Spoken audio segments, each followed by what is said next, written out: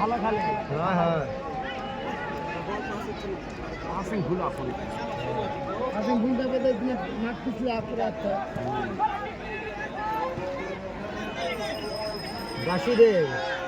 বাসুদেব মারতে দেখ।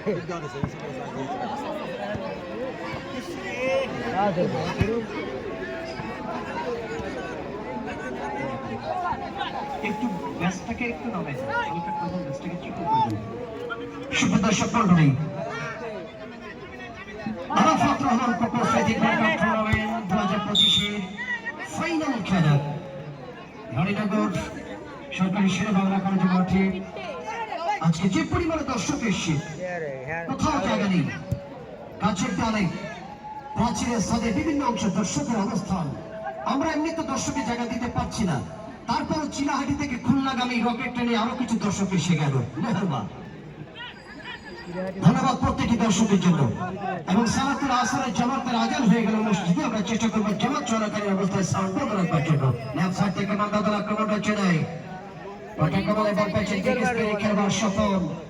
গতবার থেকে সপ্তাহে খেলবার আক্রমণ চলার প্রত্যয় এখন প্রচেষ্টায় সর্বে প্রত্যয় বসেছিল সালে সালে সালে বেঞ্জামিন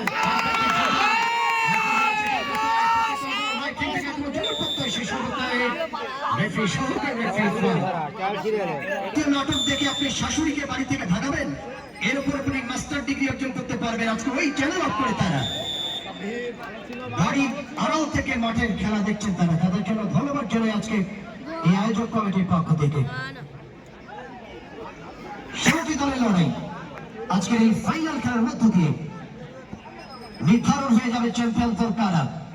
এবং আজকে যে প্রথম গোলদাতা হবে, প্রথম গোলদাতার জন্য আজকে পুরস্কার রয়েছে। প্রথম গোলদাতার জন্য পুরস্কার রয়েছে যথারীতি ডি আর্টস প্রেসের পক্ষ থেকে, ডি আর্টস প্রেসের পক্ষ থেকে digital banner, poster, memo, digital card সহ যাবতীয় ছাপার কাজ করা হয় ডি আর্ট প্রেস।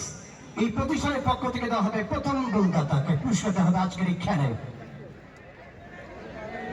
জার্সি দলের পক্ষে শর্টমের ক্ষেত্রে নয়ন শেখ জামাল ঢাকা ক্লাবের এই খেলোয়াড়টি। তবে শেখ জামালের তারকা খেলোয়াড় নয়ন শট করবেন যথারীতি মান্দা দলের পক্ষে।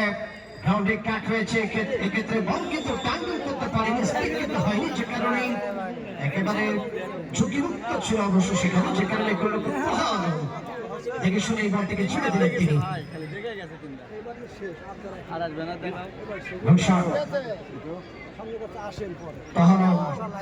দলের পক্ষে গতবার থেকে থেকে হিট করে দিয়েছেন তার সাথে খেলোয়াড়। গতবার থেকে যোগান থেকে বল পেয়েছেন আলবাকর। প্রতিতলা দল লেফট প্রান্তের যোগান আক্রমণ ভাগে। এক্ষেত্রে যথারীতি অবশ্য